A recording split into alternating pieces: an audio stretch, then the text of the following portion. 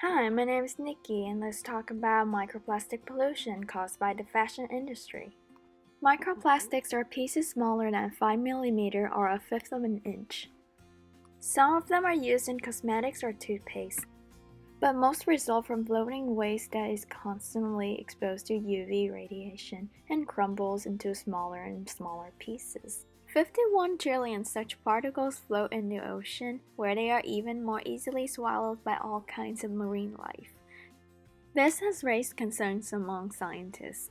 Because they travel up the food chain, zooplankton eat microplastic, small fish eat zooplankton, so do oysters, crabs, and predatory fish. And they all land on our plates. Microplastics have been found in honey, sea salt, beer, tap water, and in the household dust. So, what is the textile industry's role in this? Your clothes release microfibers before they even close. It is estimated that the process of making clothes releases 265 million pounds of microfibers each year. Once the fashion products get cleaned in the washer, they release hundreds of thousands of microfibers, especially products that are made of polyester cotton blend, polyester, and acrylic. These released microplastic fibers end up in rivers, lakes, oceans, in the water that animals drink, the water that allows fields to grow, the water you brush your teeth with. In the end, these fibers enter the human body and cause our health to suffer. Not only that, the EPA estimates that in 2017, only a fraction of textile waste was recycled, which resulted in 11.2 million tons of textile waste ending up in landfills. Textiles can take up to 200 years or more to decompose in landfills. They release microfibers into the soil. When soils dry out, winds scour the dirt and blow microfibers around the world.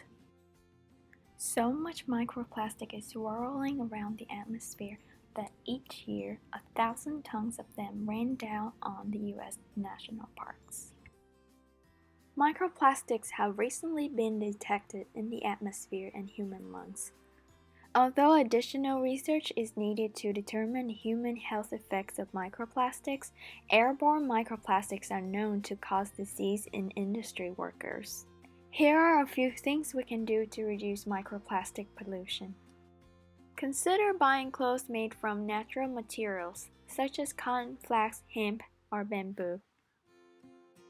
The number one way is to buy less stuff, especially new items. Consider buying secondhand clothing to extend life of existing fabrics. You can also rent clothes for a fraction of the actual cost on Rent the Runway or Express. Another way is to change how you wash your clothes.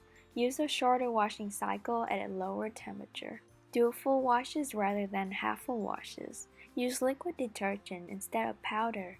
This is to reduce friction that causes the release of microfibers from clothes. Treatment facilities can catch between 83 and 99.9% of microfibers flowing out of our washing machines and the factory that makes synthetic clothing. But humanity is producing such astounding quantities of the stuff that even catching 99.9% isn't good enough. You can help catching the rest of the fibers by using microfiber filtering bags. It works just like other wash cycle laundry bags, but better, since it will catch all of the microfibers. You can fill the bag with your clothing and toss it into the washing machine. They can be found on Amazon. A more effective device is a microfiber filter that you can attach to the outside of your washing machine. It costs more and requires installation. An even better solution is to start a beach cleanup at oceanblueproject.com. You can also volunteer with your friends and family. You have a great experience helping the environment and creating memories at the same time. There are so many options for you to reduce microplastic pollution. It's all up to you. Together we can do this. My name is Nikki and thank you for watching.